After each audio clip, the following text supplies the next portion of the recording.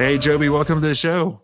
Thanks for having me. Yeah, I'm excited to have you on. Tell us who you are, what you do.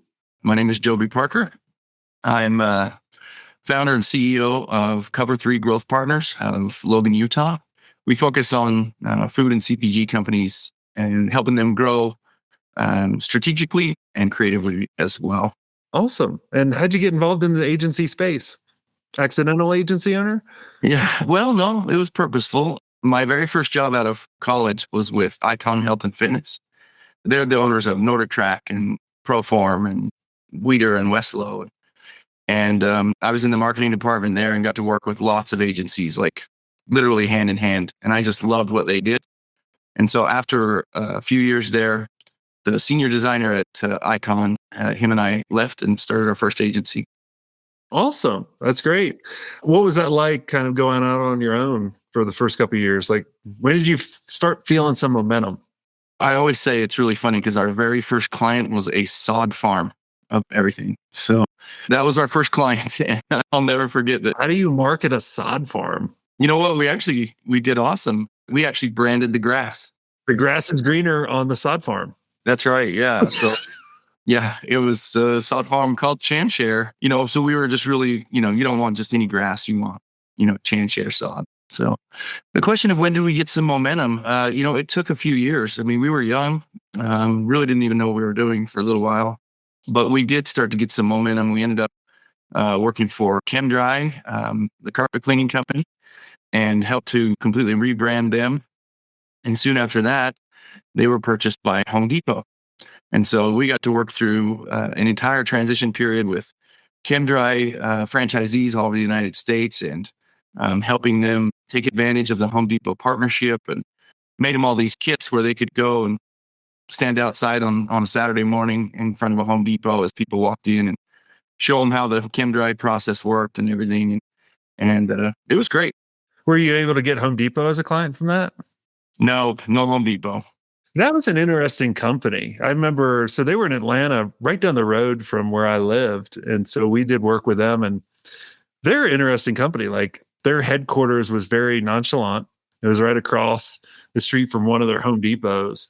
But like, to get into this building, like, there was so much security. I felt like I was going in the FBI, and they always treated everything as like just everything locked in. Like, there was NDAs galore. So it was pretty hard to get in. It's extremely locked down. Yeah. Like, come on. Like, it's just business. Yeah.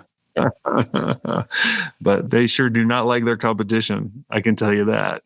Yeah. Blue is a swear word there. So Exactly. So you had the opportunity to go work with one of your clients and really kind of leave the agency that you created. Walk us through the thinking of that, because there's a lot of people that they're in the agency right now. They haven't solved everything, right? There's always something to be solved, but there's something that's pretty frustrating to them that they'd be like, man, if I just had an offer to go somewhere else, I'd do it in a heartbeat. Where were you at when this happened? Man, that's a great question. So we had kind of plateaued, whether it was in our mind or anything like that. But I kind of felt like at that time, I felt like that geography was causing us the problem. We were in a small town and things like that. And truly, it wasn't as easy to do outreach as far as it is now. And so we had, kind of bounced along this ceiling it was 9 years that I ran that first agency. And for the last 2 years, we kind of bounced along the ceiling. And one of our clients, I just got along great with. They were a snack company, snack food, popcorn snack food. And, he just approached me one day on a side channel kind of and just said, look, we're growing and we see a lot of opportunity ahead. And we think, you'd be a great key member of our team. And so, I obviously didn't just jump right at it. I hemmed and hawed at it for a little bit. And then soon after there, another party kind of entered into our relationship that I could tell kind of wanted to be part of the agency life. And it just became a really nice place to make a break. And it went really well. It was really smooth. And that agency still carries on. I mean, they changed the name, to help with a new identity and things like that. But it still goes today. And so what was great was jumping from the agency side, back to client side, really helped me kind of buckle back down, to like CMO style strategy and everything like that, like getting back to the foundation of a brand and everything like that. So it really, that's been a long time ago now. This agency I started in 2010, so it's been a long time. But What do you think was making you kind of plateau at that point? If you can kind of pinpoint, was there one or two things that was you were hitting your head against that if you could have figured out? like I mentioned, we're kind of in a small town in Logan, Utah, which is where Utah State University is. But looking back now, I truly think it was more allowing myself to, let the geography feel like it limited us. The biggest reason that we plateaued was the same reason that anytime my current agency has plateaued would be I didn't have any type of process that gave us a predictable flow of leads. And so after we'd gotten referrals and we were doing work for a bunch of the bigger companies around us and everything that kind of made sense that people use us, we just struggled to find new opportunities to get in front of people to do more work. And that's where I could feel us just constantly bouncing along there is, we just needed more referrals to come in because we just didn't spend enough time to build a lead flow. I posted something not too long ago and it says referrals just aren't scalable. And this one guy sitting in his mother's basement in his underwear eating Cheetos had to do a comment and was like, what are you talking about? Referrals are the best. Like that's how you grow a business. Yeah. And I said to him, I said, referrals can grow your business and they're nice. You just haven't hit the level where you're going to hit the plateau yet. Because I went through the same thing. We all do. Mine was a little different story because I kind of fell into this market by accident. You wanted the pain and to start an agency. So you're like, yeah, give it to me. Right. So you asked for it. So I don't feel bad for you back then. I'm just all joking aside. But I don't blame you. as I was building the business, and probably you too, like you do good work for your clients and then they refer you to someone else that is similar or smaller, never bigger. And so when you start out and you're doing it for a long time, you're never charging the prices that you should in the future. And so what I found happening was I had all these clients. I couldn't manage them physically myself, not even with the small team that I had. So I had to hire more people, which meant the business was making more money, top line, but the profit was just dwindling down because I had all these people. I had all these different layers. And then I realized one day I was like, man, if I wanted to double my business, why not just double my prices and then say no to all the people that are paying the existing pricing? And like when we started doing that, then that was a switch for me, right? And I'm glad you're honest too with like the geography. What really wasn't the one holding me back, other than like what's between our ears. When I sold my first agency, I sold at a time where I thought I hit the plateau. I felt like that was the biggest that I'll ever get. I don't know what a business over 13 million would look like. Like that's how I was thinking. And then looking back, I'm like, no, dumbass. Like you just figure it out and you learn more. And like looking back, I'm like, man, I could have grown that to $100 million agency, right? Like just from over time learning, it's amazing how us as owners, we throttle the agency growth because we're too scared. If we really are true to ourselves and we admit it, I'm sabotaging this deal because I don't trust the team can handle more work. That happened to you too? Oh, 100%. I found myself sabotaging it because I just felt like it'll all just end up on me Yes. because I wasn't good enough yet at running an agency. I was just good at working in one. And so, anytime extra work came, like I don't want to trouble those guys. You know what I mean? Like this is my dream and everything like that. And so I would just take on the load. And 100% of what you're saying, I mean, you literally, as you talk with people that have ran agencies and gone through this process, happens to all of us. You staff up and now you have all these costs and you're like, holy cow, we're doing more work than we've ever done. I'm working more hours than I've ever done.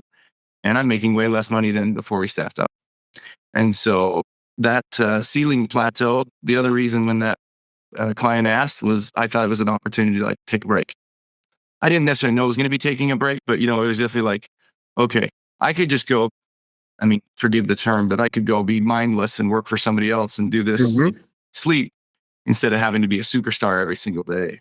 So that was an opportunity, a little bit of an escape of, what I had built.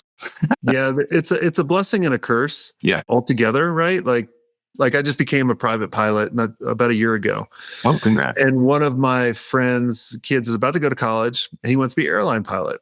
And so I asked him, I said, why do you want to be an airline pilot? He goes, because when I shut off the aircraft, I don't have to think about anything. I can think about everything but work. But you think about Joby, like you think about it, my mind is always on work, even though I don't work as much, right? Like I work 20 hours a week and people would kill for that. But the curse is my mind is always on it.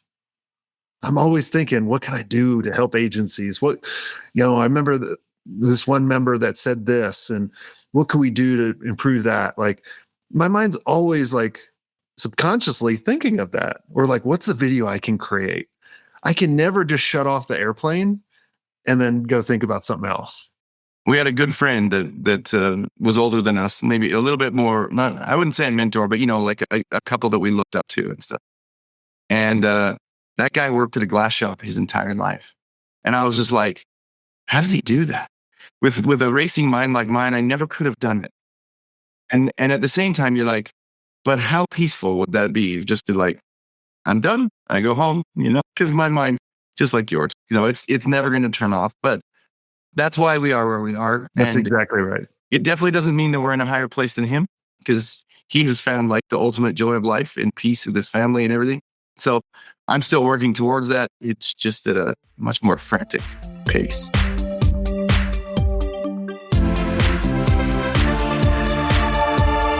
Hey, agency owners, if you're sticking with one platform for every project, you're probably stuck in a growth bottleneck. More clients means more hires, which adds noise and cuts into profits. To break the loop, you need a more flexible tool that doesn't stretch your resources. Now, Wix Studio is a smart addition to your agency's toolkit. Intuitive by design, your team can quickly master the platform and focus on the work that matters the most. Now, with robust native business solutions like booking, e-com, and events, you can take on any project at any scale without adding cost to third-party plugins. Plus, Wix Studio is a low-maintenance platform, meaning you can redirect client budget toward real growth initiatives. Think more value for your clients, steady income stream, and stronger relationships. Scale your agency at wixstudio.com.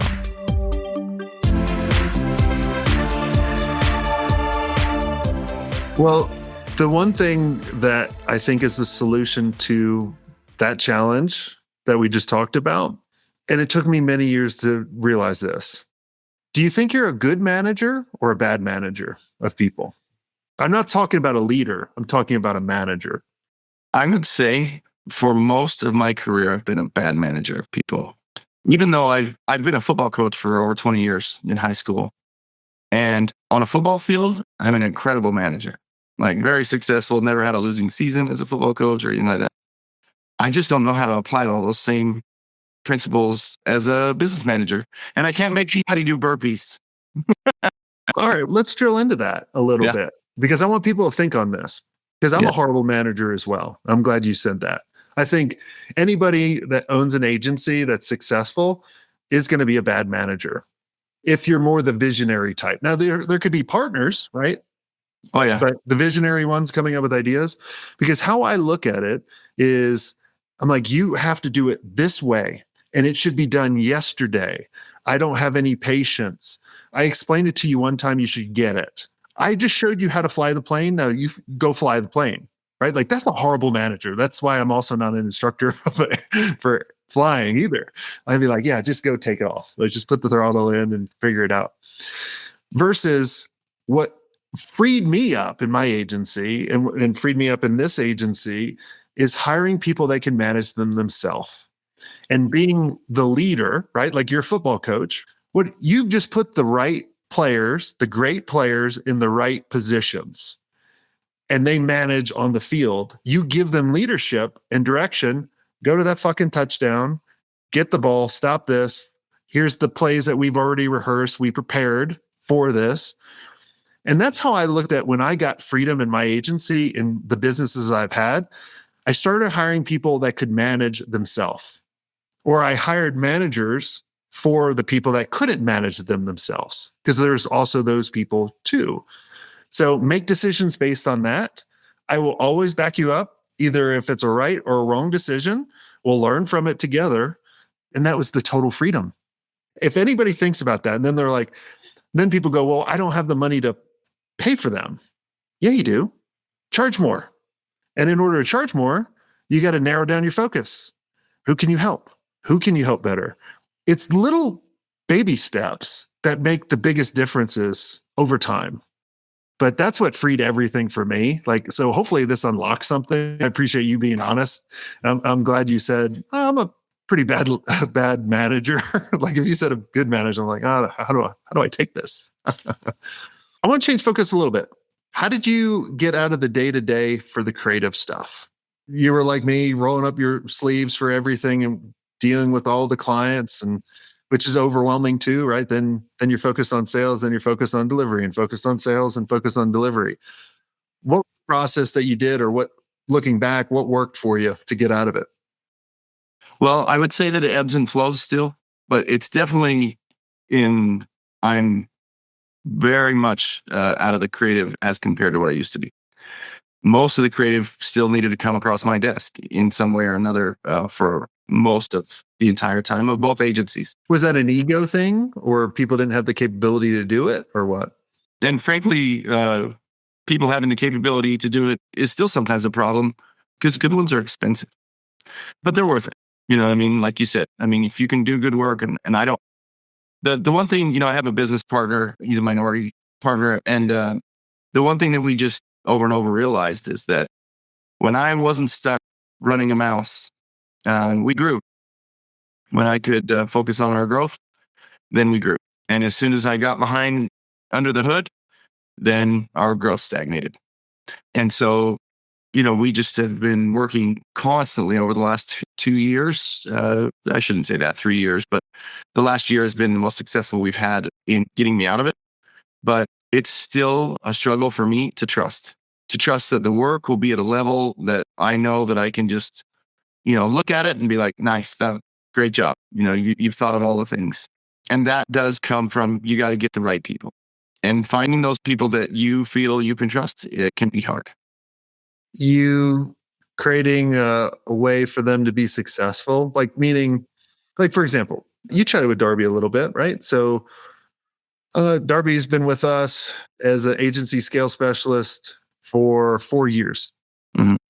Didn't even know what an agency was. His best friend, which was a good friend of mine, introduced us. He used to sell like flooring. Never knew what an agency was. Yeah. And I was like, there is no way that this guy could ever help out agencies. And in chatting with him, I was like, oh no, I could. And then I started thinking about, what are the things that I know that he has to know? And it was stories. Going back to you, right? Like you can go back and going, we worked with this one ice cream brand and we did this, this, and this. Like you have a story in there and a methodology that you put in place. So what I realized is, for everyone on the team, what are the stories of success? What are the stories of failure that we had that I know? And how do I document them? And then how do I share that with them? And then over the time, as he's meeting and shadowing me on client calls, then he gets his own story. Like he knows way more stories than I know now. Like I have a short-term memory, right? And then I also realized 80% of someone fully doing it is better than my 20% here, here, here, here, and here. That part there, right there, took me a long time to learn. Yeah. Especially when it comes to, not only was I doing creative, but, I was like the main account manager too, because, I'm the one that brought the client in and everything like that. And my account management was not good, because I couldn't focus on it enough. That one we figured out years ago, but I still remember in the earlier stages when we didn't have, there was only a few of us, and I was kind of spinning every plate. And I remember sitting down with some of our biggest clients, and at times, them sitting me down and saying, how much they love our work. and it's never the work, but it's the deadlines and, things like that. In essence, they're like, man, we don't want to lose you, but we're letting you know what could be frustrating about working with you, and so you're like, okay, thank you. And I'll go fix it. And I did, and I was like, I just got to get real account managers, people that can be all over it. You kind of get people that, I think it starts too of defining your core values. When we bring people into work for us, or we bring people into the agency master, like I had someone today, he goes, how do you judge who you let in to the mastermind? I said, it's really easy. If I can have a dinner with this person and like I want to have another dinner afterwards and I would invite them to my home, that's a telltale sign, right? And that's what I told Darby when we were qualifying people to come to the agency experience at my house, when we used to have it at my house. And then I started thinking, I was like, well, this is my values I believe in. That's why everyone on my team, we're not identical, but we believe in the same thing, which is nice because I'm all over the fucking place all the time. And then I have my team that's really regimented, and then they can kind of pull me back into place, but we all want the same thing. That was kind of another unlock that really helped me out with really changing everything around, being like, oh God, I got a lot of shit off my back. I can actually climb a little bit better, not as much weight. For sure. So cool. Well, this has all been amazing. Is there anything I did not ask you that you think would benefit the listeners listening in? The one thing that I have learned is, as far as the growth of an agency and especially delivering to a client, is it's a little bit maybe even overtaught a little bit. It's the old Henry Ford thing of salting the fries. Probably the biggest thing I did when I was younger was when we'd be in front of a client for the first time, or especially if they'd hire us, feel such great pressure to come in and show them what we could do and try to make, all these changes, everything like that, including like, oh, your brand needs a complete update and everything like that. And I would say my experience has taught me that I wouldn't say the exact opposite. I mean, you need to make, you need to make change. But I would say there's so many companies that a lot of people that work with us that may not even have an actual marketing budget down in Excel, and they're spending a lot of money on marketing, but they don't have a budget itself, and or consider themselves like we've grown without a lot of marketing.